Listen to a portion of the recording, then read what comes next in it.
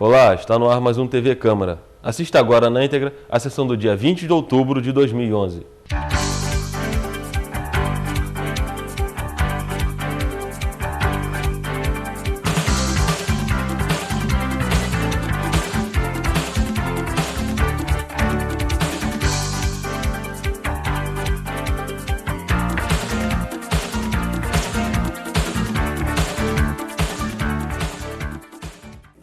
Muito boa noite a todos. Sob a proteção de Deus, declaro abertos os trabalhos desta 24ª reunião da 6ª sessão ordinária. Hoje não iniciaremos com a nossa hora livre, até em respeito aos convidados aqui do vereador Marcos Medeiros. O vereador solicitou a cessão de tempo da nossa sessão ordinária de até 1 hora, para que o representante da Fiesp, desculpa, está escrito Fiesp, senhor Mário William Esper, para falar com os vereadores, e aproveitando aqui a audiência da TV Câmara, passar para a nossa população a respeito da queima de lixo no nosso município. Eu queria convidar o vereador autor para fazer parte da mesa dos nossos trabalhos. E antes do vereador fazer as suas considerações, que fez levar a solicitação de tempo, eu queria convidar aqui também para a mesa o senhor Mário William Esper, pediu o vereador Pierre fazer as honras, diretor do Departamento de Construção Civil da Fiesp, São Paulo.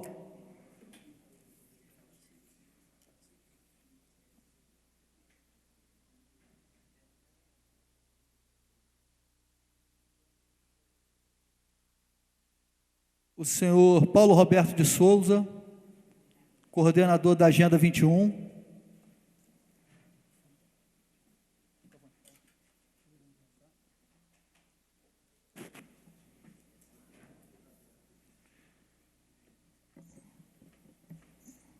Senhor Bruno Antunes Machado, isso, auxiliar de engenharia da EBMA.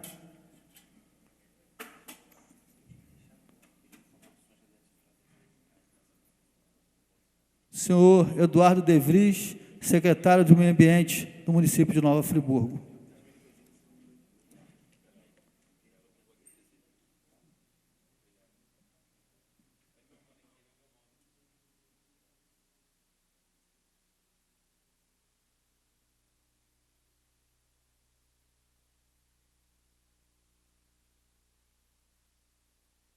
Passar a palavra para o vereador Marcos Medeiros fazer as suas considerações.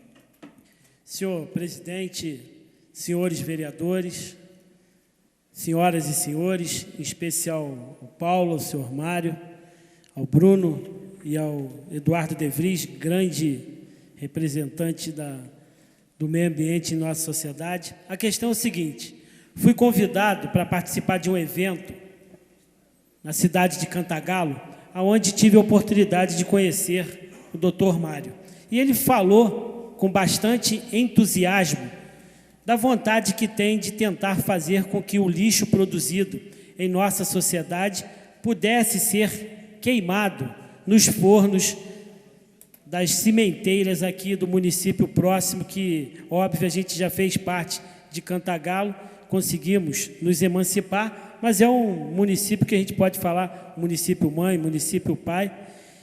E nesse sentido, por desdobramento, a sociedade friburguense, às vezes, conclama com relação à passagem dos caminhões das cimenteiras, ao pedido com relação à estrada do contorno e tantas outras atitudes que eu tenho a certeza que o senhor Mário, um homem capacitado, gabaritado, diretor da Fiesp, da Federação das Indústrias do Estado de São Paulo, conhece profundamente o mercado e principalmente também num determinado momento onde a sensibilidade dos empresários em fazer uma doação para a nossa cidade por uma quantidade de cimentos que a gente precisa tanto. Então, tendo como premissa esses primeiros dados, eu convido, óbvio, ato contínuo, convidei para que ele viesse aqui. Fico feliz da sua presença, quero agradecer desde já.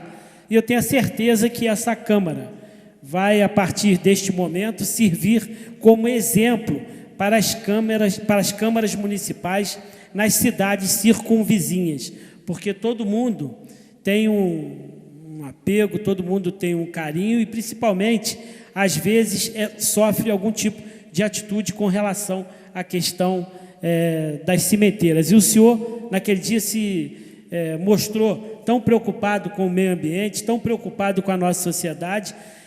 Várias são as matérias que têm passado na imprensa nacional e internacional com relação à questão do gás. Lá em São Paulo, o senhor que vive de perto, sabe, tem um shopping, né, isso que foi construído em cima de um antigo aterro sanitário, que está sendo desativado pela quantidade de gás metano que foi formado ali por baixo. Então, nesse sentido, que a gente possa resolver esse problema, porque daqui a pouco a gente vai entender melhor. A gente sabe que a IBMA é uma empresa conceituada em nossa cidade, que presta relevantes serviços em sua área, naquilo que se propõe. Mas, de qualquer maneira, Paulo, a gente sabe dos aterros, a gente sabe dos terrenos que estão sendo comprados próximo à IBMA, ali em Córrego Dantas. Me lembro quando minha mãe era vereadora, a gente passava ali, tinha que passar com o vidro fechado, porque as moscas entravam no carro, o cheiro horrível, e uma quantidade enorme de urubus. Então, se a gente puder resolver, ou seja, fornecer esse lixo para que sirva de combustível para vocês e que a gente resolva esse problema no município, que aqui seja um símbolo, seja uma primeira experiência, para que possa ser seguido por todos os municípios da região do Centro-Norte Fluminense. Então, eu tenho a certeza que nessa noite, com a presença de pessoas tão ilustres e que conhecem profundamente esse tema, que a gente possa contribuir para a solução dessa problemática que não é do município de Friburgo, que não é do Estado, que não é do país, que é uma problemática do mundo, que é a questão do lixo, do descarte do lixo produzido. Então, fico feliz e agradeço desde já a presença de todos. Obrigado, vereador. Vou passar a palavra aqui para o doutor Mário William. Fica à vontade. Presidente Luciano, amigo vereador Marcos Medeiros, em nome de quem eu cumprimento todos os vereadores aqui presentes, as autoridades, na presença, na figura do Eduardo, secretário de Habitação, também o Poder Executivo, cumprimento aqui o Poder Executivo de Nova Friburgo. Antes de mais nada, eu gostaria de fazer um adendo na minha apresentação, que realmente eu participo da diretoria da Federação das Indústrias do Estado de São Paulo, mas eu sou funcionário da Associação Brasileira de Cimento Portland. Eu sou gerente de relações institucionais e esse é um dos motivos que eu tenho frequentado muito aqui essa região, né, por conta das 3 fábricas de cimento, que eu vou mostrar qual é a importância, que talvez os senhores nem possam imaginar quanto é importante o que os senhores têm aqui nessa região. Então, realmente, quando houve aqui a catástrofe do começo desse ano, acho que ainda logo na sequência, 2, 3 dias depois, eu estava aqui presente, né, oferecendo ao Poder Público, a Firjan, na parceria com a Firjan, os nossos préstimos da indústria de cimento aqui na região. E por que isso? Os senhores sabem que aqui nós temos, na região, 3 fábricas de cimento. São 3 fábricas de cimento de grande porte. Para vocês terem uma ideia, uma fábrica de cimento, ela leva de 3 a 4 anos para ser construída e entrar em operação e tem um custo aproximadamente de 250 milhões de dólares. Então, é um complexo industrial bastante significativo, em termos não só de investimento, como de desenvolvimento econômico de uma região. E esta região aqui, o Marcos até gostou de uma característica que eu mencionei a ele, que por que as 3 fábricas estão ali, naquele local? Porque é ali que está a matéria-prima. Você só instala uma fábrica de cimento onde tem a matéria-prima principal, que é o calcário. Então, esse calcário que vocês têm aqui no estado do Rio de Janeiro, que é um calcário de excelente qualidade, ele é um veio que vem lá de Niterói, mas ele está muito abaixo em Niterói, passa por aqui e vai aflorar ali naquela região em Cantagalo. Por isso que as 3 fábricas estão ali, né, e que são viavelmente econômico a exploração e o desenvolvimento econômico dessa região.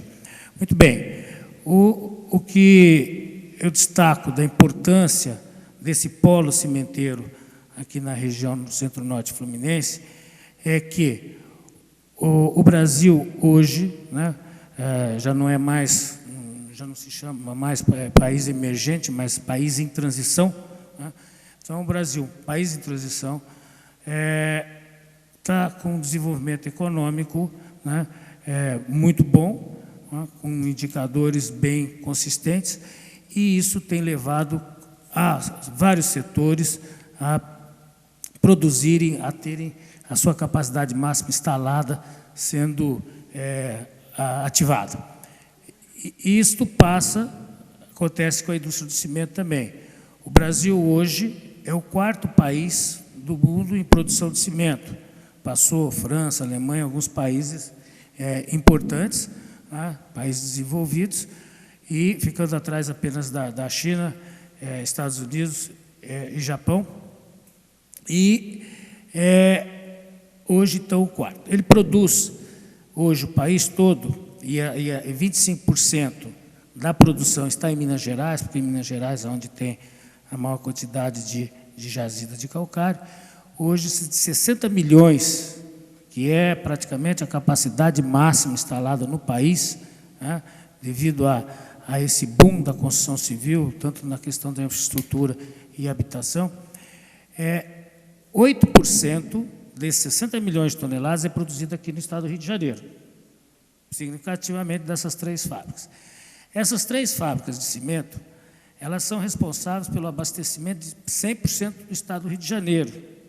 E o estado do Rio de Janeiro ainda importa um pouco de cimento do Espírito Santo e de Minas Gerais, porque não é ainda autossuficiente. Nós temos, as fábricas estão com projetos de expansão aqui em Cantagalo, para tornar isso pode, né, com a importação de cimento, quando fala importação dos estados limítrofes, né, Minas Gerais e Espírito Santo, o estado do Rio acaba perdendo recursos do ICMS, porque sabe que o ICMS fica no estado de origem. Então, a importância dessas 3 fábricas. Imagine que o Rio de Janeiro, sediando os principais eventos que vão ocorrer agora a partir de 2014, que está um verdadeiro canteiro de obras, e dependendo, principalmente, fundamentalmente, de toda a produção aqui dessa região. Então, esse é o contexto da importância da região do Centro-Norte Fluminense aqui, da inserção dessa indústria de cimento, que é a indústria de produto básico, fundamental para a construção civil, tanto na questão habitacional, infraestrutura e tudo mais. Sem cimento não se faz nada, ainda não tem substituto de cimento. Então, estou destacando aqui a importância que há muitos anos atrás que eu frequento aqui essa região e sempre, né, desculpe aqui a expressão, senhor presidente, me perdoe, mas é uma expressão que eu gostaria de repetir, que me deixa até chateado, né, porque sabe, aquilo lá é fim de linha, Cantagalo é fim de linha, é sempre aquilo lá fim de linha. Mas olha qual é a importância estratégica para o Estado hoje, com todo esse complexo de obra, 2014, 2016, e eu, senhor presidente, acho assim, na minha opinião, para mim não é 2014, 2016 mais importante para o Brasil, para o Estado do Rio de Janeiro, e sim 2022. Em 2022 nós vamos comemorar 200 anos de independência, E todo o país que comemorou 200 anos de independência, comemorou com pompa, comemorou com desenvolvimento social, com IDH adequado, com distribuição de renda e tudo mais. Então, é isso que eu acho importante o setor da construção civil, todo o setor da construção civil, contribuir para que em 2022 realmente nós tenhamos um país desenvolvido, efetivamente desenvolvido e um país de primeiro mundo. Então, essa é a nossa posição, a posição que eu coloco, né, de mostrar o quanto é estratégico esse setor industrial aqui localizado, aqui nessa região. Essa importante que o vereador Marcos me pediu que fosse destacado é a questão do contorno, né? Antes de fazer a apresentação aqui, eu vou mostrar em seguida a contribuição da indústria de cimento para a questão da sustentabilidade e do meio ambiente. Mas eu queria, a pedido do vereador Marcos, também colocar nessa sequência já a questão da rodovia do contorno. Essa rodovia é fundamental, é importante, né? Haja visto o que tem se passado aqui com o trânsito de Friburgo, a gente tem visto aqui sempre, né, insistindo com o governo do Estado do Rio de Janeiro.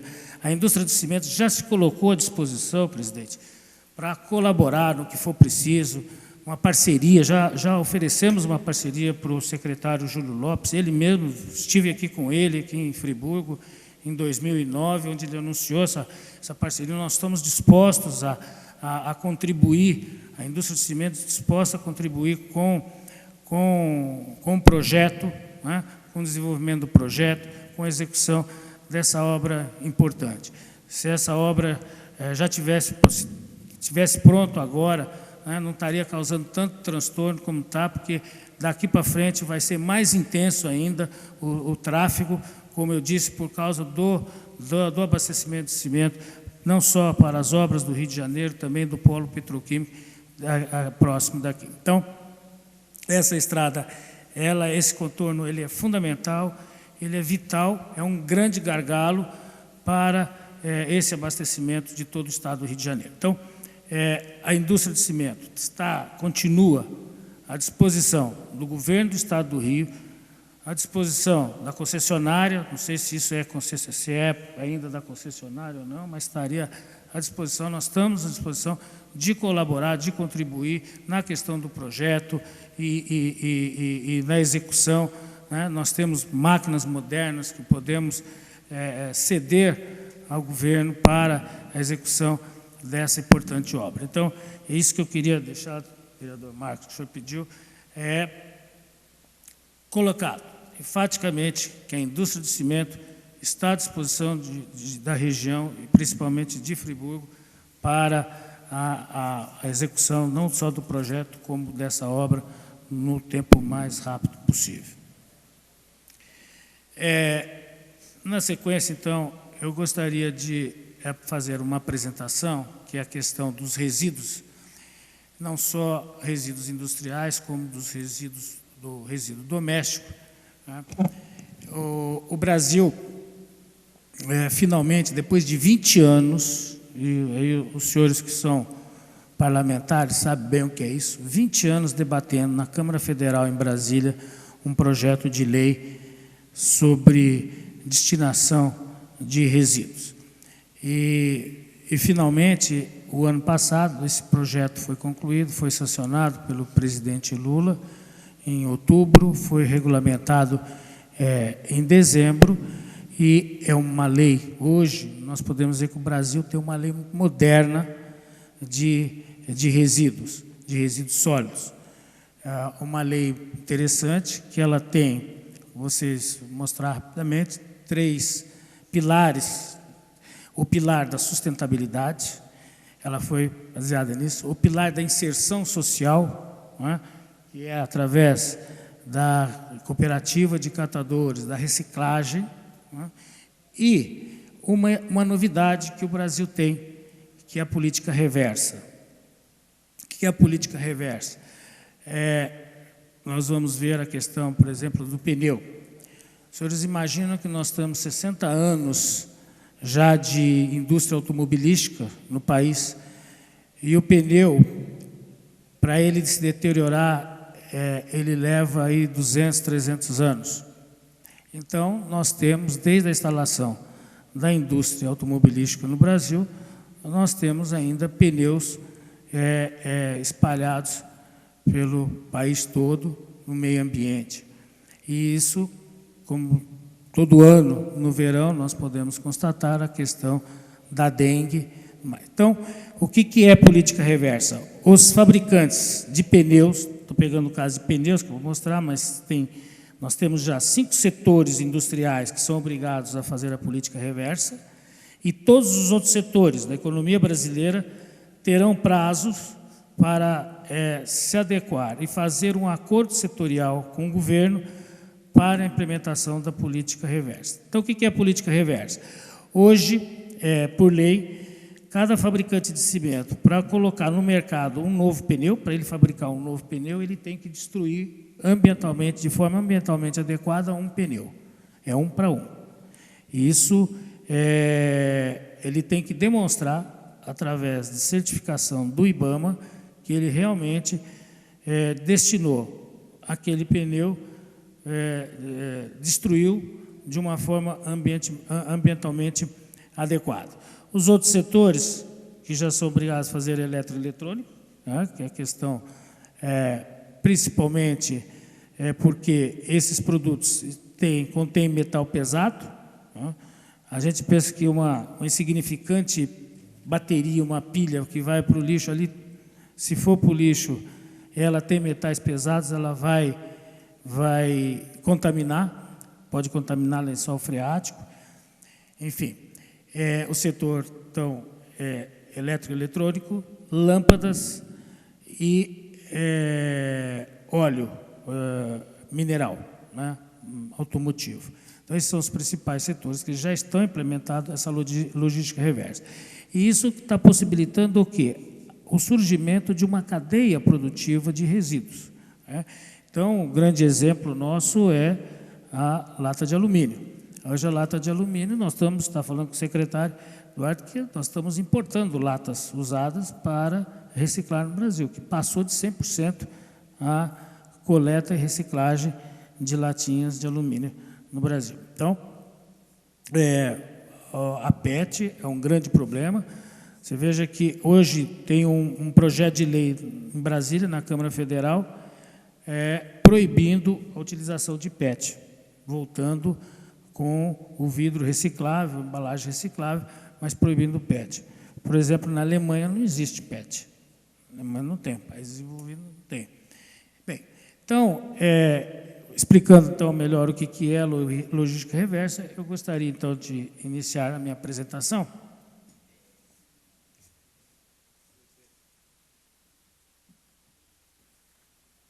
Senhor presidente, eu gostaria que Vossa Excelência convidasse o engenheiro Carlos Pessoa, superintendente da AMAI, que é engenheiro ambientalista, foi diretor da antiga FIEMA em Nova Friburgo, para fazer parte dos trabalhos.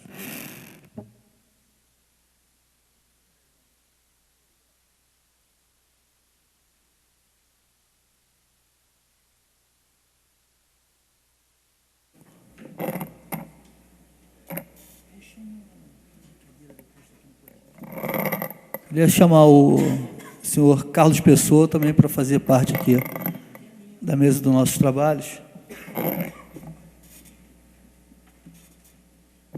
Está ligado.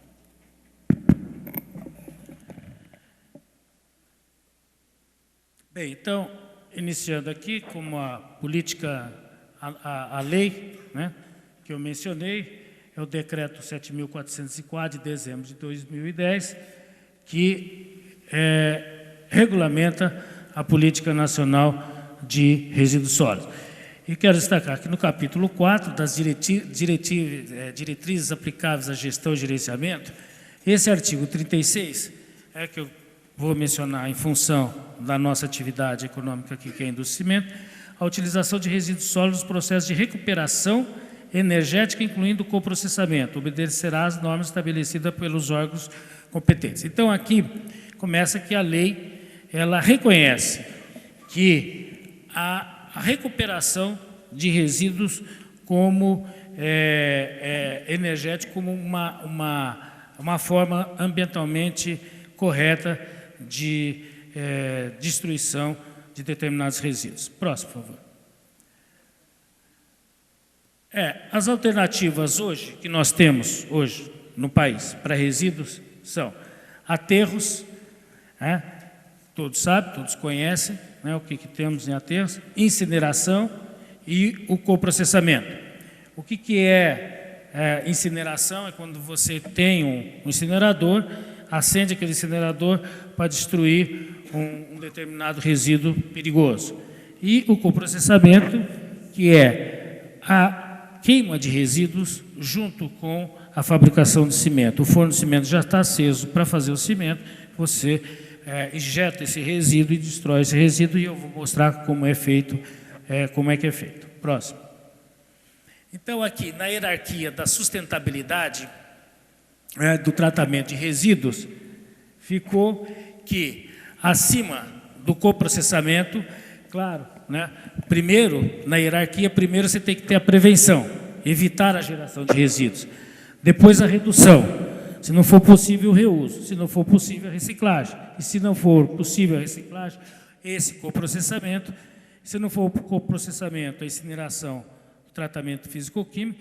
E depois, por último, esgotado todas as outras alternativas, o que não puder, então vai à disposição final para aterro. Então, um exemplo que eu vou dar aqui, por exemplo, se o incinerador, você incinera um determinado resíduo, sobrou a cinza vai para o aterro, ela tem que ir para o aterro, não tem outro jeito, não tem onde pôr a cinza.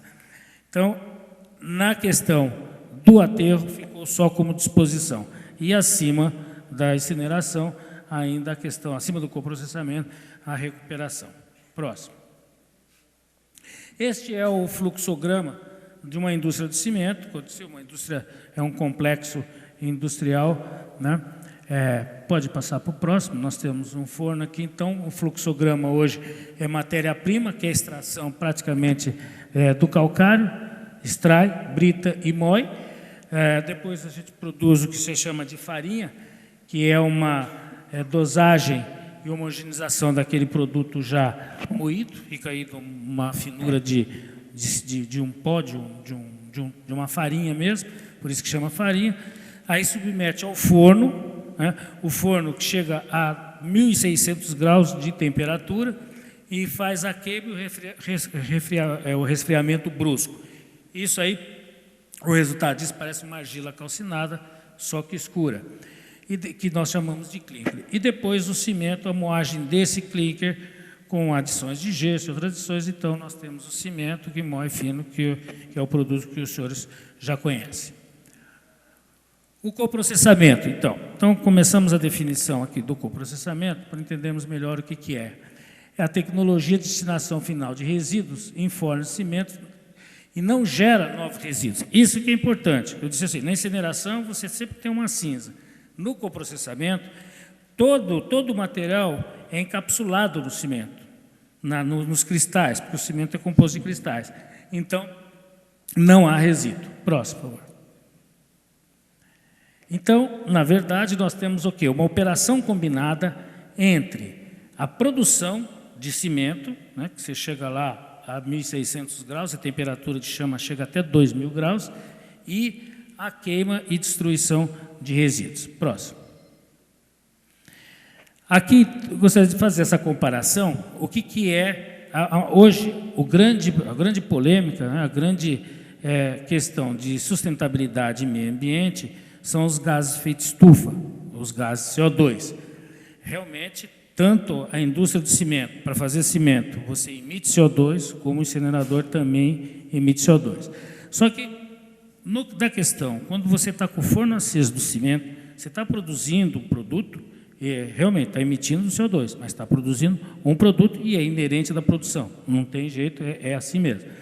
Então, o que nós estamos dizendo? Em vez de você acender um incinerador, você tem um forno de cimento, tem um incinerador. Se você acende o incinerador para queimar um determinado resíduo, você está aumentando a emissão de CO2.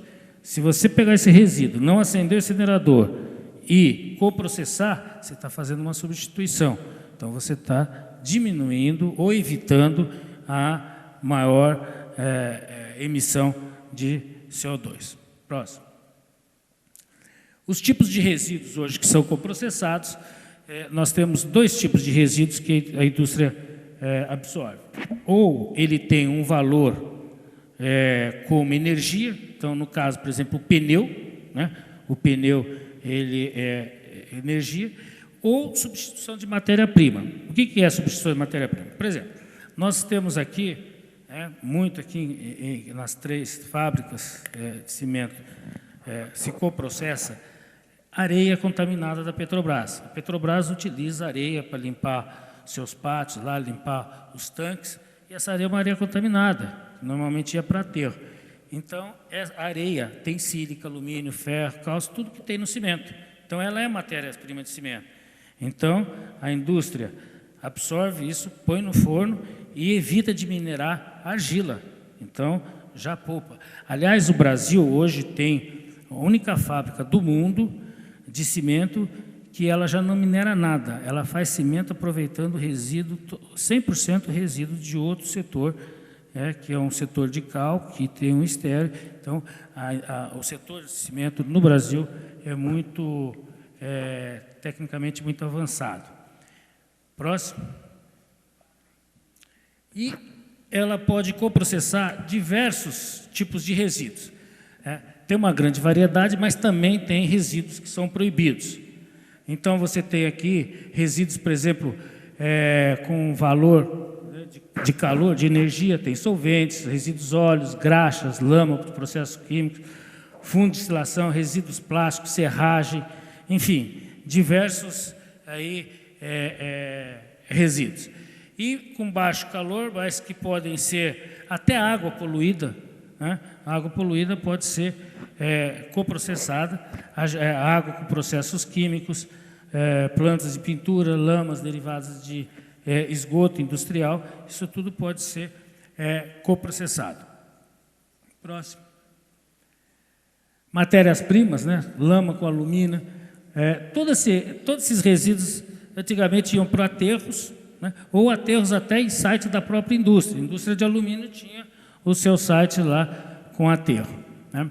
Então, isso hoje é muito utilizado na indústria de cimento. Próximo.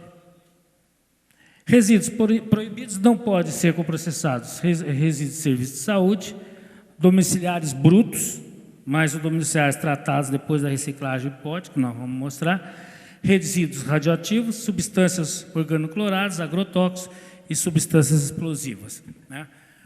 Eu quero, assim, também, até por curiosidade, vereador, destacar que uma das coisas que é muito coprocessado é entorpecente, né? O forno de cimento serve quando a Polícia Federal apreende muito entorpecente, ser levado para a indústria de cimento e é destruído totalmente. Próximo. Aqui é só o exemplo do que é as fases que eu comentei. Então, você tem o calcário, depois a argila, né? E a composição, depois disso queimado, faz o clique mistura com o gesso e aí a gente tem, finalmente, o cimento. Próximo. A temperatura do forno, do clinker, pode pôr a tela toda, por favor? Então, a temperatura do forno é ideal para queima de resíduos. Imagine, chegando a uma temperatura de chama 2.000 graus, se destrói qualquer coisa sem deixar vestígio, né? No coprocessamento, as cinzas cheiradas, como eu falei, são incorporadas, né? Então, aqui, para uma comparação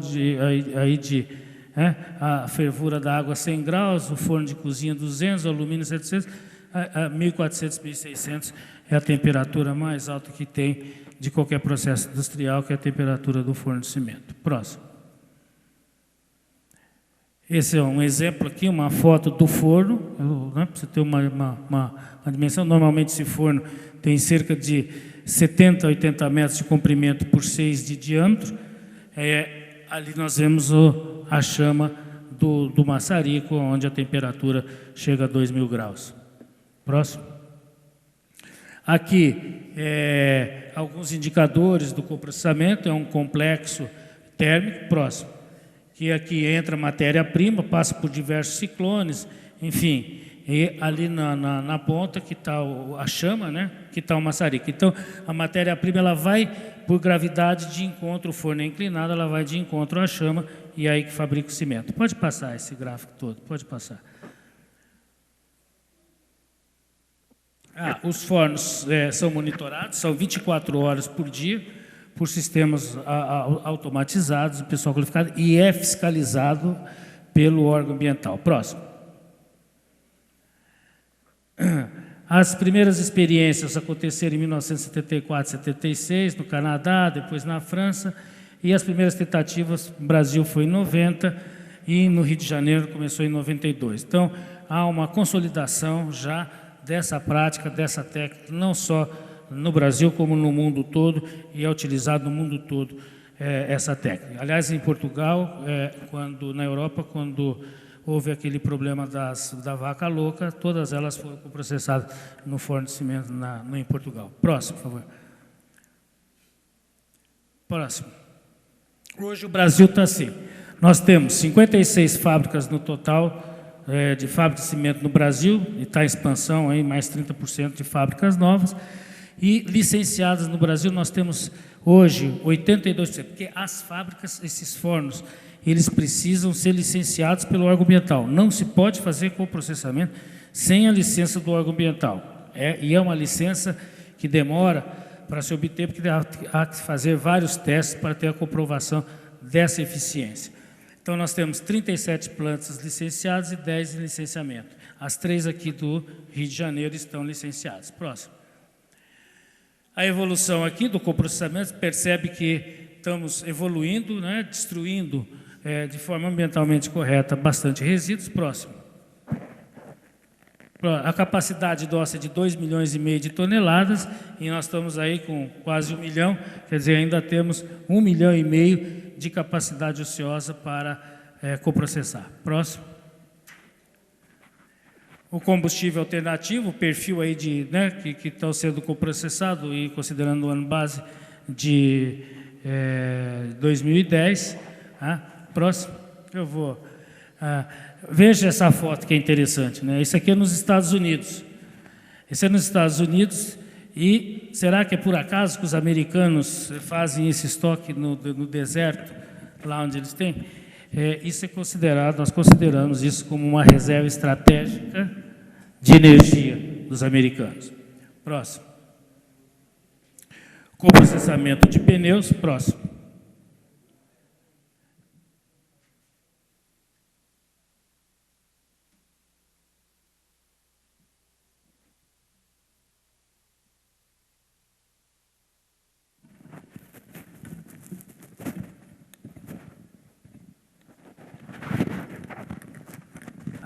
Aqui, então, capacidade potencial é de 120 milhões de pneus, 800 mil toneladas ano. Próximo.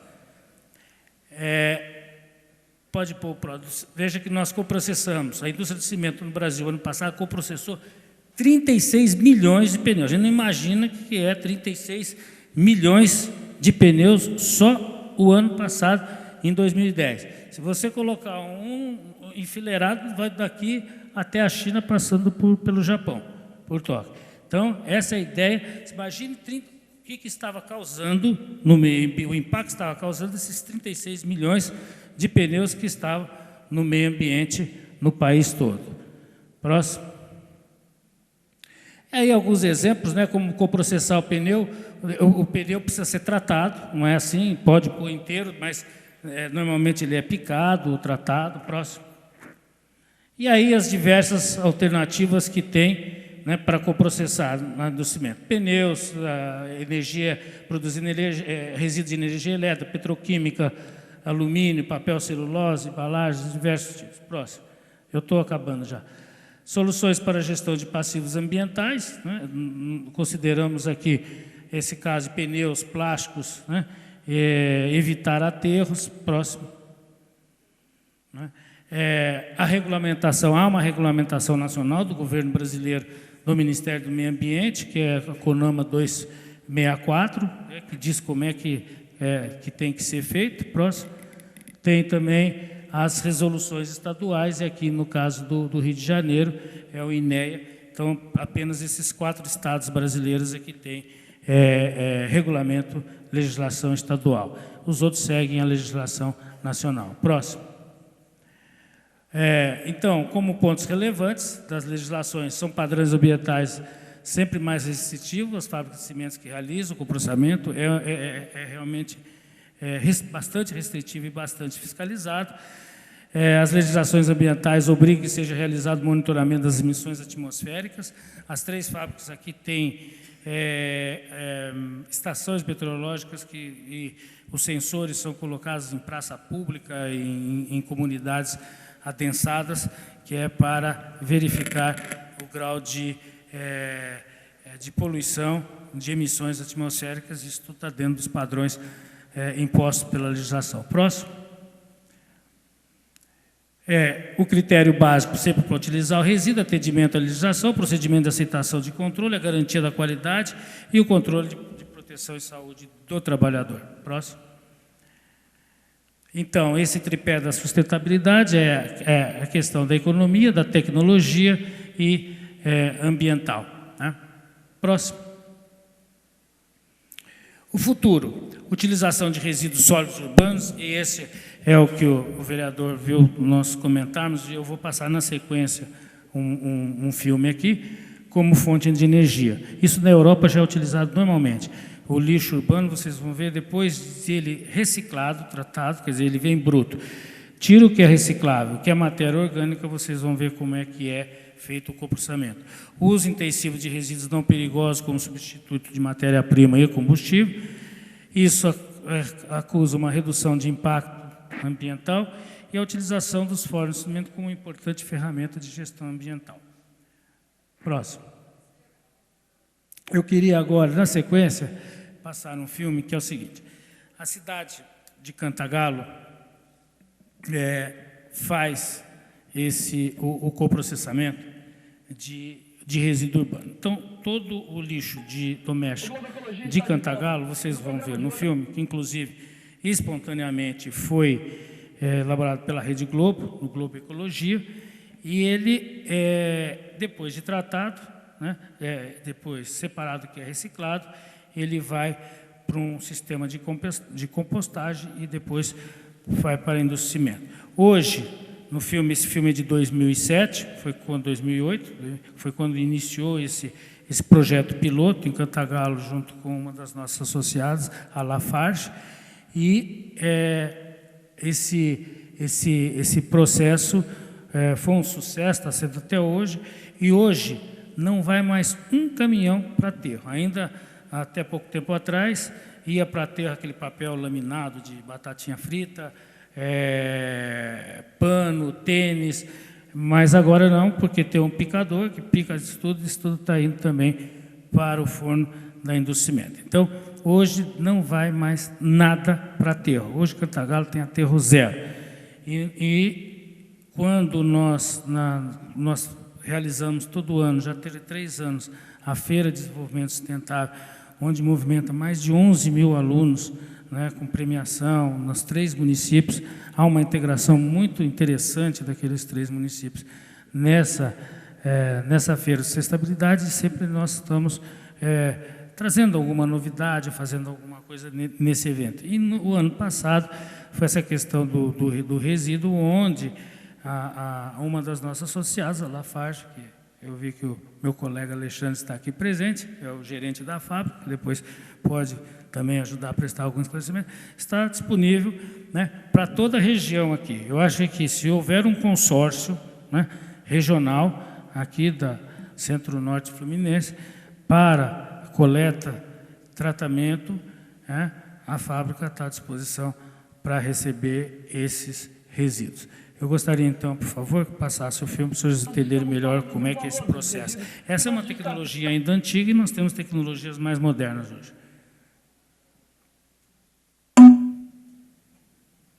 No nosso dia a dia.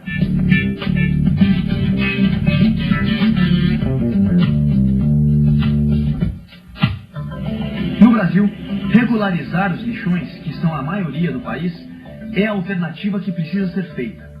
Na região serrana do Rio de Janeiro, uma cidade saiu na frente e entendeu que o caminho para a sustentabilidade passa pela diminuição da produção e pelo reaproveitamento do lixo. Vamos ver o que mostra a reportagem do Pablo. Kátia Dantas é engenheira ambiental da Universidade Federal do Rio de Janeiro. Ela estudou a gestão de resíduos urbanos de 20 municípios da região serrana do estado do Rio. Bem, o resultado é que há um desestímulo muito grande dos gestores públicos em reaproveitar os resíduos das cidades, né? As usinas implantadas estão ou abandonadas ou parcialmente abandonadas e, assim, alguns fazem a reciclagem somente dos resíduos secos, papel, vidro, papelão, mas não fazem a compostagem. E esse descrédito leva a que a gente tenha cada vez mais resíduos nos aterros, né? Que é a contramão da coisa ecologicamente certa, né? Os gestores públicos, eles não entendem essa questão, eles às vezes assumem um cargo, um prefeito, e não têm a consciência que é preciso reduzir o volume do lixo nos aterros. Então, eles optam por uma questão de viabilidade econômica só. E se eles acham que é caro manter uma usina operando, ou se eles acham que não tem técnicos qualificados nessa região, então eles resolvem não adotar mais isso como opção nas cidades, né? E deixam os projetos de lado. Cantagalo joga no time das cidades que trabalham corretamente a questão do lixo urbano. Localizada na região serrana do Rio de Janeiro, com 20 mil habitantes, a cidade se orgulha do filho mais famoso, o escritor e jornalista Euclides da Cunha, autor de Os Sertões. Em 2009, celebra-se o centenário de sua morte. A cidade está se preparando para a data. Para Euclides da Cunha, o sertanejo era antes de tudo um forte. A força do povo de Cantagalo está na consciência ambiental de seus moradores e governantes. A coleta por aqui atende 100% do município. Todo o lixo produzido se destina à central de compostagem e reciclagem da cidade. Uma usina antiga, mas muito funcional. Trabalham aqui cerca de 40 pessoas. A maioria fica nessa esteira separando os resíduos. Plástico, papel, vidro, metal. Cada uma vai para o seu lugar. O que é reciclável é vendido. O material orgânico é processado na própria usina. Esse processo chama-se compostagem. O material orgânico, após passar pela esteira, entra no triturador. Depois é colocado nas baias de compostagem, onde fica armazenado por um período de 90 a 120 dias. O chorume produzido pela decomposição do resíduo orgânico é encaminhado para uma fossa blindada. Depois é bombeado para as baias de compostagem, onde começa o processo de aeração forçada, que consiste numa espécie de banho de oxigênio por baixo e chorume por cima. Dessa forma, a decomposição acontece mais rapidamente. Nesse galpão, a compostagem é dividida. Metade vira adubo para a agricultura. A outra parte se transforma em combustível para a indústria de cimento. O adubo chega às propriedades rurais mediante encomenda do agricultor. Cada produtor pode pedir um caminhão cheio, e a fila de espera é grande. O adubo é um dos materiais produzidos na usina de compostagem e reciclagem de Cantagalo. Ele é distribuído gratuitamente aos agricultores da cidade. O Badigé já utiliza o adubo há mais de 2 anos. Está satisfeito com o resultado? Muito satisfeito com o resultado do adubo. Entendeu? Tá aí, ó. A prova tá aí, ó. A prova do crime. Entendeu? Essa tangerina você plantou há quanto tempo? Essa tangerina tem mais ou menos, sei lá, uns 5 anos plantado, né? Entendeu? E o adubo a gente usa nela há uns 2 anos já. Badigé, quanto é que você gastava de adubo antigamente? Gastava em torno de uns R$1.000 mais ou menos, né? E hoje em dia? Hoje em dia custa 0, né? Então tá valendo a pena. Vale a pena, entendeu? Custo hoje não tem custo nenhum. Custo é o Paulinho pegar o carrinho daqui e vai pra lá, entendeu? Distribuir nas plantações aí, entendeu? E você usa esse adubo em que cultivo? Eu uso esse adubo nas fruteiras, né? Nos mandiocais aí, entendeu? A gente usa nas capineiras, nos canaviais. Se a compostagem vira adubo, o seu rejeito, que antigamente ia para o aterro da cidade, hoje em dia alimenta os fornos da indústria de cimento. Em 2008, nós assinamos um contrato com a Prefeitura de Cantagalo para beneficiar o resíduo da compostagem do tratamento de resíduo urbano. Então, esse material é separado na usina de triagem do lixo em Cantagalo. Buscamos esse material para ele ser coprocessado aqui na nossa unidade.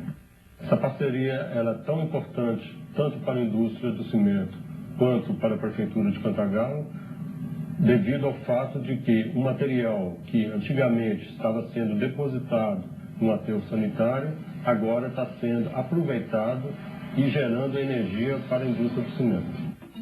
O resíduo urbano de Cantagalo chega através desses caminhões.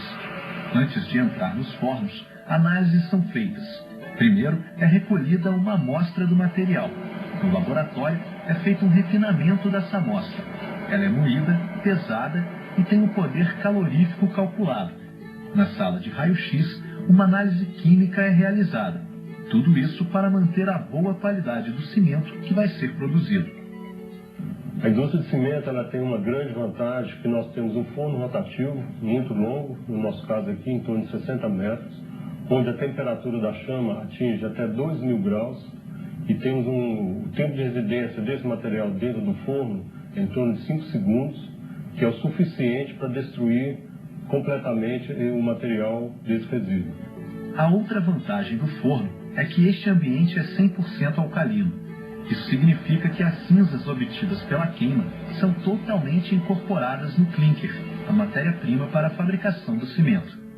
Dentro da nossa política de meio ambiente, nós temos a intenção, aqui na fábrica de Cantagalo, de chegar até a 60% da nossa matriz energética utilizando resíduos, que hoje nós estamos em torno de 25%.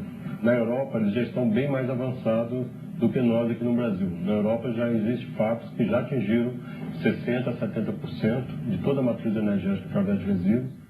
O benefício que o município tem com esse adequado tratamento do lixo é exatamente uma melhor qualidade de vida para a população, né? E preservando sempre o meio ambiente e também a saúde pública da população, onde a gente prima para que evite ter lixo na rua, um monte de lixo na rua, que a população não jogue lixo nos rios, nos córregos, evitando com isso algum problema de saúde, né? Em um mês, foram produzidas 236 toneladas de lixo em Cantagalo. Antigamente, tudo ia para o aterro. Hoje em dia, isso não acontece mais. De todo o lixo do município de Cantagalo, apenas 20% tem como destino final o aterro. Nesses tambores estão os resíduos que não possuem nenhum valor agregado. Gustavo, por que esse lixo não pode ser aproveitado e o que falta para ele ter algum valor? Esse lixo ainda não pode ser aproveitado porque são materiais como tecidos, sapatos velhos, isopor, que são materiais que eles não possuem nenhum valor agregado para a reciclagem. No entanto, para que a gente continue e possa dar um destino para o coprocessamento desse resíduo urbano, tem que ser feita uma melhor trituração desse material para que ele possa ser enquadrado para o coprocessamento. O caminhão que frequentava o aterro 6 vezes por semana passou a fazer esse percurso apenas 2 vezes. Resultado, a vida útil do aterro dobrou. Passou de 8 para 16 anos. Nós temos nas cidades brasileiras uma porcentagem de 60% a 70% de resíduo orgânico no nosso lixo. Se a gente conseguir não mandar esse resíduo orgânico, por exemplo, compostando esse material, você já reduz no aterro 60% a 70% do resíduo que vai para o aterro. Então, essa é uma situação ideal. Então, não é que se condene o aterro como antiecológico, não. Mas o aterro não é uma opção que você tem que enviar todo o lixo da cidade. Você tem que enviar somente aquele lixo já inerte, que não vai ser agressivo mais ao meio ambiente. E essa é a questão que os gestores eles não pensam. Eles veem o lixo como um problema, que eles têm que se livrar do problema. Bem, era isso que eu tinha, senhor presidente, apresentar. Muito obrigado pela oportunidade.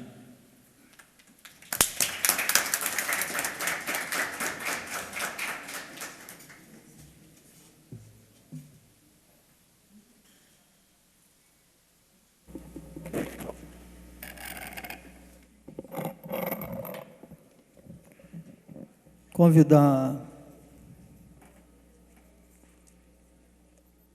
o auxiliar de engenharia da EBMA, quiser fazer o uso da palavra, pode ficar à vontade. Senhor Bruno Antunes.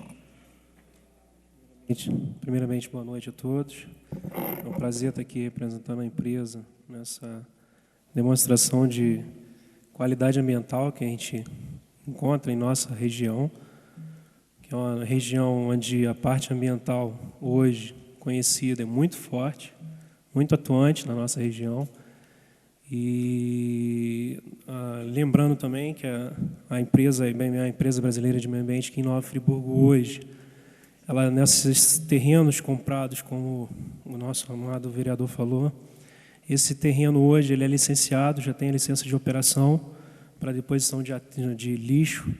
Esse aterro hoje ele já é o aterro de ponta, é aterro chamado, que a gente chama de aterro sanitário, onde a célula controlada, de um aterro controlado que existia no município hoje foi encerrada, ele está em fase de encerramento e a gente já está operando o aterro sanitário hoje dentro do município. Esse aterro sanitário do município deve ter em torno dos 18 anos de vida útil ainda, com o volume de resíduo gerado hoje no município. E dentro dessa unidade também a gente já tem a Central de Tratamento de Resíduos de Saúde funcionando já há alguns anos, licenciados pelo órgão ambiental também. E todo o tratamento de resíduo de saúde do município, todo o resíduo de saúde produzido no município de Nova Friburgo, ele é 100% tratado. Todo resíduo que nós temos um telefone, que é o 25293000, que é o SAC, onde todas as empresas de Nova Friburgo normalmente ligam pedindo a coleta hospitalar, mesmo a coleta hospitalar sendo de responsabilidade do gerador.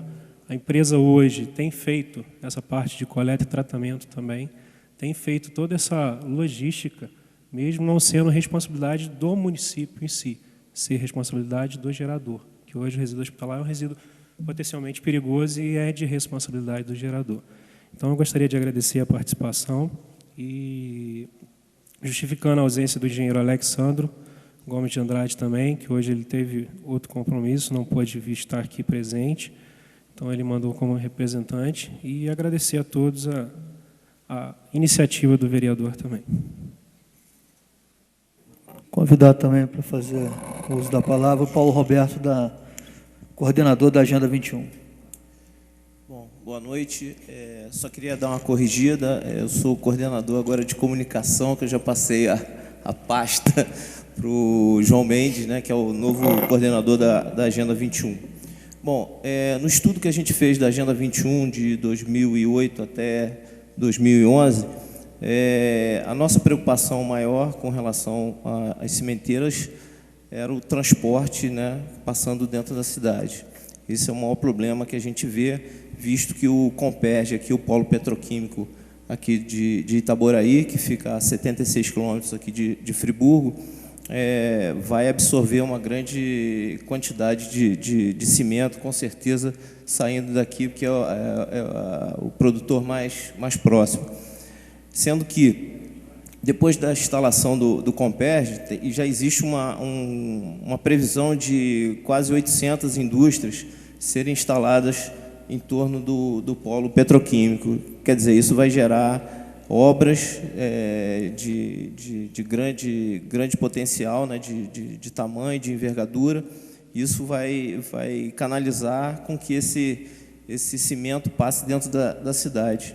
Isso vai ser um problema muito sério para a nossa região. E outra coisa interessante é o Porto do Açu, que eu não sei se o cimento passaria por aqui, talvez passe por aqui. Também vai ser outro potencial de demanda de cimento e que provavelmente passaria dentro da nossa cidade.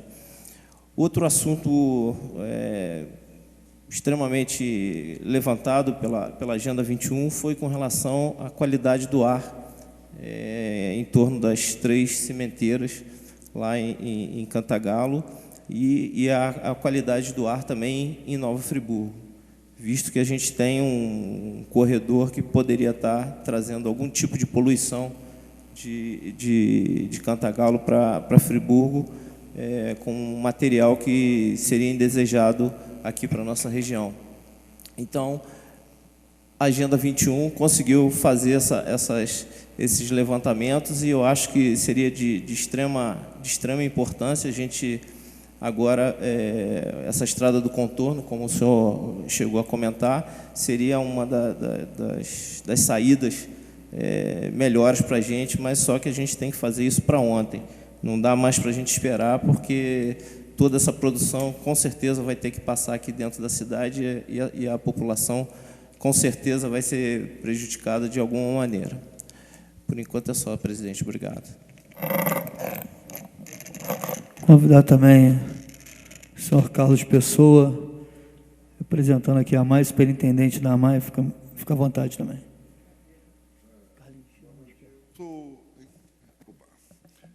Sou engenheiro da FEMA, né?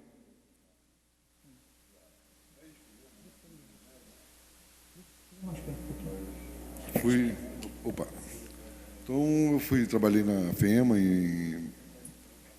estou desde aqui em Friburgo, desde 1984, e eu acompanhei esse coprocessamento desde 95, quando iniciou na fábrica Votoran, o início do processo de licenciamento do coprocessamento.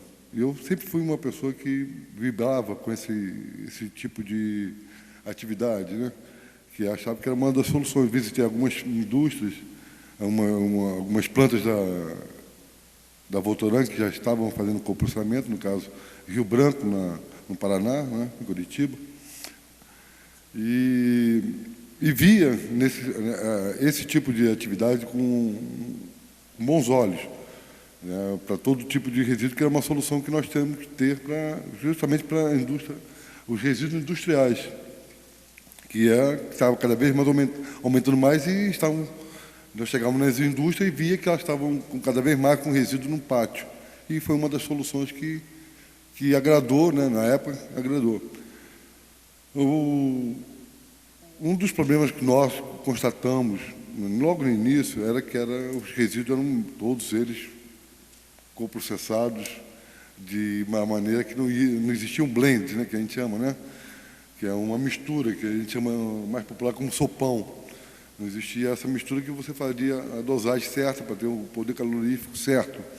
Então, havia um tipo de resíduos que chegavam dessa indústria. E isso estava dando problema muito no ar. Na época, em Cantagalo, que nós fizemos uma medição e constatamos alguns problemas muito graves, chegando ao ponto, ao limite, não passando do máximo, mas já aproximando do máximo. E isso foi com vários estudos, com vários trabalhos que foram feitos, que surgiu uma solução que era fazer o blend, que seria a diminuição, a dosagem certa.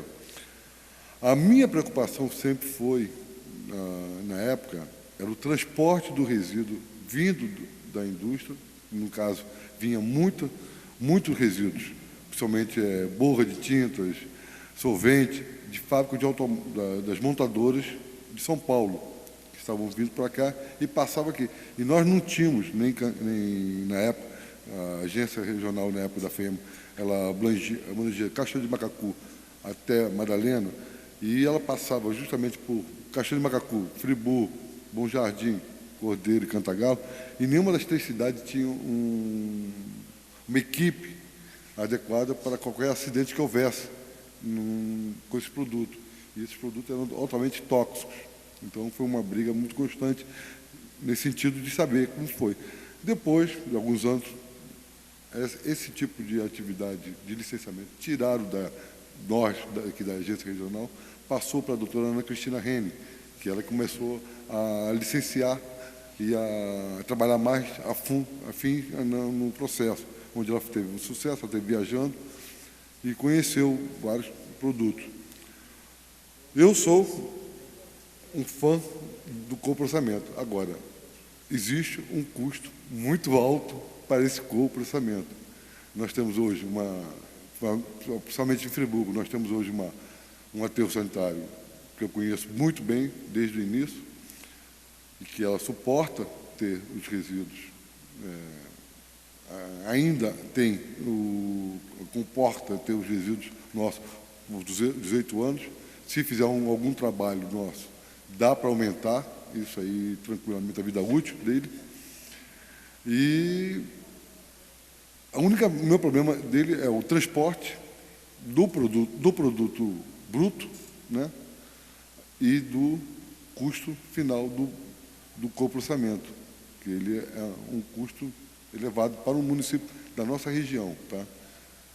Eu não sei como está em Cantagalo. Na época, eu me lembro que o prefeito, na época, queria diminuir o resíduo dele e fazer um coprocessamento. Parece que existe uma parceria com as fábricas, eu não sei como é que não tem um custo muito elevado, né, porque existe uma compensação nisso. Então, a minha conclusão é que é o custo um pouco elevado e nós temos uma empresa trabalhando adequadamente no nosso município, que podemos aumentar ainda muito mais a vida útil do nosso aterro, que hoje é um aterro sanitário. Antes era um aterro controlado e hoje é um aterro sanitário do primeiro mundo, posso dizer, porque acompanhei vários processos dele, principalmente no licenciamento, na construção. Então, esse é a minha ponderação. Convidar também o Eduardo Devi, secretário municipal de Meio Ambiente. Quase tudo. Boa noite a todos, primeiramente, desculpe. Quase tudo já foi dito aqui. Então, há uma constante evolução. Eu lembro dos anos 92, do qual, quando da concessão, nós incluímos 3% do faturamento para a educação ambiental, criamos o primeiro centro de educação ambiental no mundo dentro de uma usina de lixo, e de lá para cá vem evoluindo muitas questões tecnológicas. Então, Carlinhos, com toda razão, cita a parte do transporte, tem que ser bem estudado e com certeza será equacionado.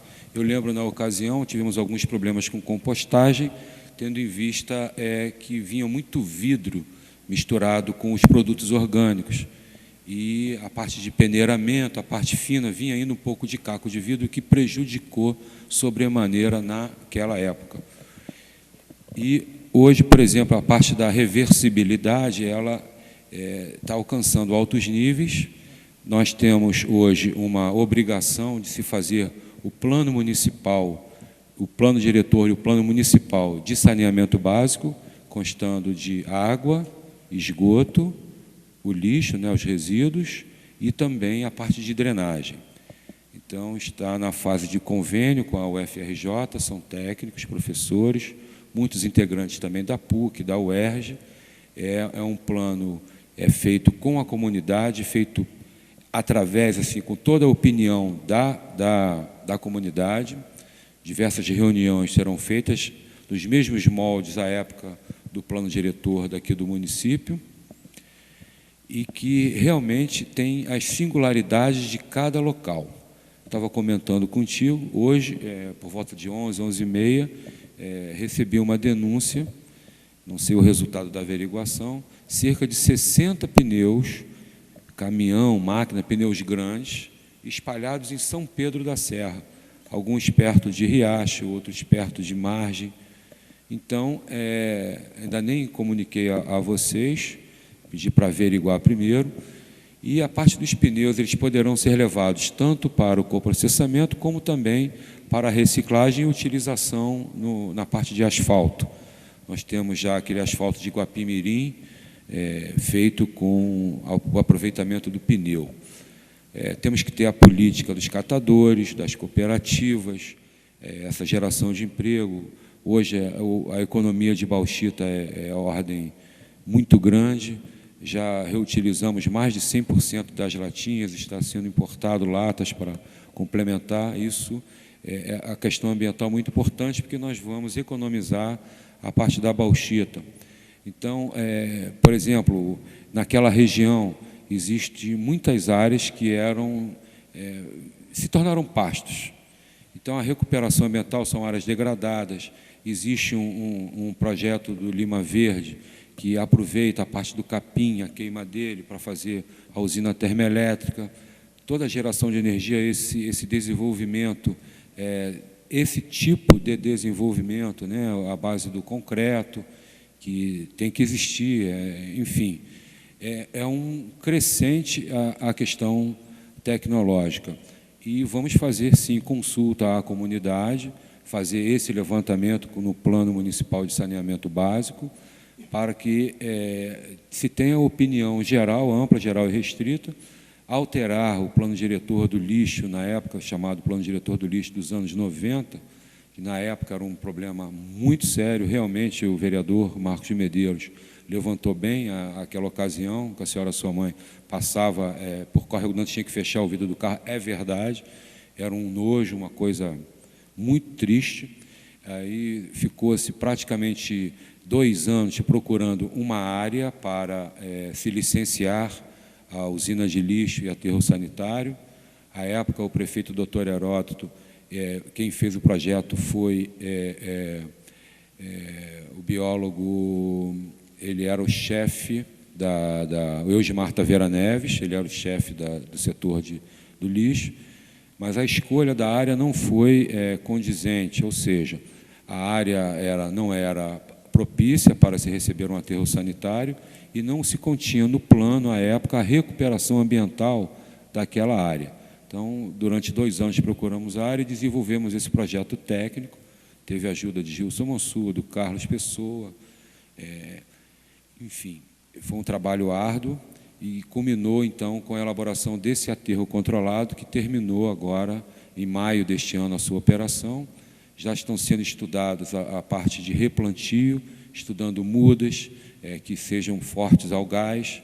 O gás lá é contínua a eliminação do gás metano, não é a área própria para a moradia, não é a área própria para a indústria, é um aterro sanitário, não podemos esquecer aquele problema que houve em Niterói, a falta de controle, devemos estar sempre atentos a isso, e incentivar a tecnologia com as crianças, com as escolas, enfim, a consciência até de um horário de se entregar o lixo. A separação do lixo é um problema, muitos defendem a ideia de se fazer 100% da coleta seletiva, mas se uma pessoa nesses 200 mil habitantes não fizer a sua parte, vai para o beleléu todo um planejamento. Então tem que ser realmente estudado, cada dia mais crescer a parte tecnológica, as empresas irem evoluindo cada vez mais com esse acompanhamento, técnicos da competência de Bruno, enfim, pessoas atentas à modernidade e dizer que eu compartilho com Carlos Pessoa, eu sou fã, participo lá, inclusive no início, lá com o Macuco, o Cordeiro Cantagalo, incondicional. Nós temos esse problema da distância, que brevemente isso deverá ser resolvido, e com isso também ganharemos, Carlos, né, como você mesmo disse, um crescimento no tempo do nosso aterro sanitário, da vida útil dele. Então, obrigado, assim, em poucas palavras, completando aos nossos colegas. Abrir aqui agora para os vereadores, iniciar pelo vereador Jorge Carvalho. Senhor presidente, senhores membros que compõem a mesa, cumprimentar o vereador Marcos Medeiros pela iniciativa e saudando o engenheiro, o arquiteto Eduardo De Vries, eu cumprimento a todos que compõem essa mesa. Esse tema é um tema relevante, é um tema que me preocupa desde o primeiro mandato, estou no 5º. Desde que pensamos, Eduardo, naquela época, na questão, você secretário do Meio Ambiente, eu secretário de Educação, Carlos Pessoa, diretor da FEMA, quando começamos a pensar na questão da destinação final do lixo em Nova Friburgo, nós verificamos que esse não era um trabalho de uma única secretaria, não era o trabalho de uma esfera de governo. Porque passa inicialmente pela questão educacional. Até hoje nós observamos que as pessoas, e a última chuva comprovou isso, no sábado, nós observamos que as pessoas ainda não têm o hábito de colocar o lixo no local adequado e na hora certa. O rio passou, o rio encheu e passou sujo pela cidade. E foi em direção ao Conselheiro Paulino e cada vez ficando mais sujo e mais carregado de coisas que não eram para estar ali. Então, a educação é fundamental nesse sentido. A reativação do Centro de Educação Ambiental precisa ser imediata. O trabalho com as secretarias de educação, de promoção social, de meio ambiente e as diversas secretarias do município tem que ser constante. Se nós retornarmos a 20 anos atrás, uma chuva dessa de sábado, o lixo estaria todo na pista da RJ 130. A enxurrada teria levado todo o lixo e atrás do lixo aquela criação de porcos que tinha lá. Centenas de porcos eram criados no lixão ali da RJ 130. Hoje nós temos uma situação completamente diferente. Nós hoje temos uma situação que coloca Nova Friburgo acima da média nacional. E isso é um trabalho que iniciou lá em 92, mas é um trabalho que vem ao longo do tempo. Nós observamos o que faz Cantagalo, interessante, é louvável, nós temos que parabenizar a Prefeitura de Cantagalo, mas Cantagalo produz no mês o lixo que Friburgo produz em 4 dias. A realidade é essa. E nós não investimos o necessário na questão educacional. Esse lixo não é simplesmente você pegar o caminhão de lixo e levar para incinerar. Ele tem que ter um preparo. Ele tem que ser separado, ele tem que ter o valor, conforme mostraram ali. O valor calórico dessa matéria tem que ser analisado. E não é todo tipo de lixo que pode ser incinerado. Então, a gente tem que começar a pensar por aí. Existem hoje empresas no Brasil, e a gente pode citar aqui a Essence, que está ali perto, a Parada Modelo, no trecho Friburgo-Teresópolis, Rio-Teresópolis, onde antigamente era uma fábrica de vagão. Estou citando a Essence, mas tem outras, que são empresas especialistas em preparar todo tipo de resíduo para a destinação final. E ali eles já saem com a classificação. Então, se nós formos pensar na utilização dos fornos das cimenteiras para a destinação final do nosso lixo, não digo só de Nova Friburgo, mas da nossa macro-região, nós vamos ter que ter aqui uma empresa ou alguém, ou a própria cimenteira, as próprias cimenteiras podem implantar, a empresa que vai preparar esse resíduo para queima. Porque não é pegar o caminhão de lixo que sai aqui e levar lá para Macuco, que ele não vai queimar. Alguma coisa queima, outros não vão queimar. Aí o problema do resíduo fica lá. A ideia da incineração, ela é fantástica. Ela poupa o aterro sanitário, ela dá uma sobrevida, principalmente o nosso hoje, que está dentro de toda a legislação. Se nós conseguirmos, com os demais municípios, com o apoio das cimenteiras, com o apoio do governo do Estado, o apoio do governo federal, criar um centro de preparação desse lixo, nós vamos ter um ganho espetacular. Mas não é, vereador Marcos Medeiros, coisa simples de se pegar e levar para lá. Não é pegar o caminhão de lixo e levar para o forno. Ele tem que ter todo um preparo, toda uma separação, toda uma classificação, toda uma análise, professor Pierre, do valor calórico daquela matéria que ali está. Então, estamos começando isso. Engenheiro Carlos Pessoa diz que nós temos aí, começou em 95, então nós temos 16 anos dessa atividade, contra séculos da outra de jogar o lixo em qualquer lugar. Tá? Mas demos o primeiro passo. O primeiro passo está aí. Isso é fundamental. O Cantagalo está à frente. A Prefeitura de Cantagalo faz esse trabalho com louvor, mas essa parceria tem que ser a parceria público-privada.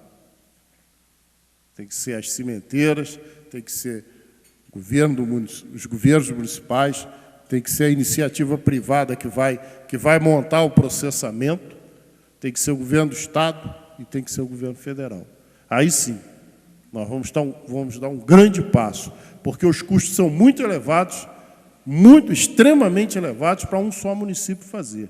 Extremamente elevados para só as próprias cimenteiras que vão tocar a matriz energética dessa situação, também terão um custo extremamente elevado.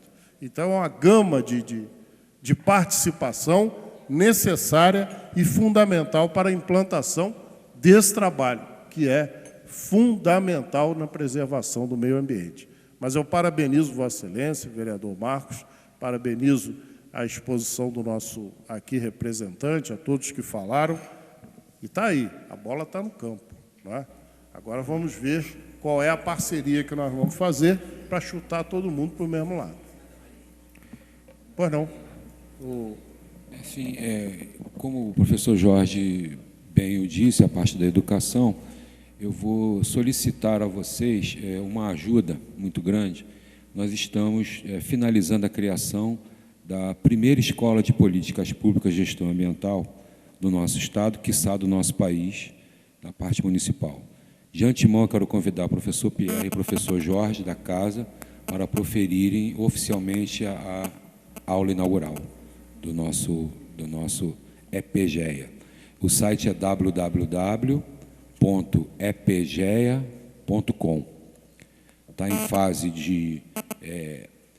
como é que chama, professores, né? A formatação, a parte dos cursos, né? Ela é voltada ao preparo dos funcionários públicos, é voltada ao preparo da comunidade e de entidades. Então, nós temos que gerir esse curso de maneira bem clara, aberta, e em diversos níveis, para haver, enfim, uma transversalidade do conhecimento, enquanto pessoas diferentes uma das outras, umas têm maiores facilidades em absorver, e criarmos, então, essa nova liderança nas questões ambientais dentro da comunidade e dentro dos servidores públicos. Eu gostaria de agradecer. Parabéns, secretário. Com muito prazer, estarei presente, tenho certeza que o professor Pierre também, e poderei dividir a cátedra com meu ex-aluno. Isso aí é uma honra para mim. Então, eu termino aqui parabenizando a todos e dizendo que não podemos nos afastar dessa ideia. Essa ideia, ela é nova, mas é para prosperar. Vereador Edson Flávio. Excelentíssimo senhor presidente, senhoras e senhores, a mesa composta, cumprimento o nosso palestrante, vamos dizer assim, que nos trouxe uma palestra muito importante, também a representação da Agenda 21, a EBMA, a Secretaria de Meio Ambiente e também a AMAI, né? Eu gostaria até de me dirigir à EBMA no período de sábado passado, sexta e sábado passado, quando choveu no município e nós vimos, como foi citado, diversos detritos sendo levados pelo rio e etc. E logo depois saiu uma matéria, no dia 19/10/2011, no jornal A Voz da Serra, tratando sobre, com o título Instalação de containers poderia ser a solução para o desrespeito ao horário de coleta de lixo. Eu gostaria de fazer essa observação e enviar um ofício para a EBMA, protocolado anteontem, cujo tema é exatamente um reestudo por parte da EBMA, por parte da Secretaria de Meio Ambiente, com relação à coleta de lixo e a adequação dos horários de descarte por parte do comércio e por parte da comunidade de uma forma geral. Porque nós sabemos que a chuva ocorreu por volta das 16, 17, 18 horas, e em algumas ruas já havia até passado, ou iria passar ainda, o caminhão de lixo, e muitas dos bueiros foram obstruídos, muitos já estão, na verdade, não desobstruídos, porque o serviço de desobstrução desse serviço na cidade não foi bem feito, é uma realidade. Então, muitos apresentaram obstrução por falta de limpeza. E aí eu fiz ofício à EBMA, que tem o foco principal é a reorganização, um redebate, debater novamente com a sociedade friburguense acerca dos horários. No centro da cidade, no setor comercial, já existe uma política mais bem definida. Mas nos bairros, nós vemos que muitos bairros têm uma dificuldade muito grande do horário da passagem do carro com o horário do descarte por parte do cidadão. Então, necessita-se uma intensificação, principalmente nesse período agora, de uma campanha que possa orientar, não só da forma usando a TV, que é um meio distante, mas também através de agentes, visitando as comunidades e fazendo uma reorientação. Em alguns pontos, existe até uma superlotação de quantidade de lixo. E, ao mesmo tempo, também existem outros locais que são descartados lixo, que eu creio que a Secretaria de Meio Ambiente, até mesmo junto com a EBMA, poderia ajudar a solucionar. E a Secretaria de Meio Ambiente, eu solicito que pudesse, junto com a Secretaria de Obras, pedir que realmente efetive a limpeza e a retirada do Rio Bengalas, por exemplo, de ponta a ponta. Você encontra pneu, encontra um monte de coisa, e não é agora com a chuva, não. Já está ali há 5, 6 meses e não se tira aquele material que está lá dentro do rio. Então, aproveitando a presença de Vossa Senhoria, né, eu faço essa solicitação, porque a Águas Nova Friburgo entrou lá para botar aqueles tubos, mas foi quando ela removeu a areia do fundo do rio, apareceu um monte de pneu, um monte de coisa que a gente tinha que retirar. E eu agora me dirijo, para não ser muito longo, ao senhor Mário William, agradecendo pela explicação. Tive falando ao pé do ouvido de Vossa Senhoria, pedindo um cartão. Eu creio que, eu não sei se as cimenteiras entraram numa discussão que eu levantei nessa casa, e tenho levantado, encaminhei ofício, na condição de presidente da Comissão de Indústria e Comércio. E estive falando agora há pouco com o vereador Marcos Medeiros, com o vereador Manuel Martins, que são membros da comissão, e brevemente falei com ele, queria propor ao senhor que o senhor pudesse ser o canal de um encontro nosso, da comissão dos vereadores, com a direção da empresa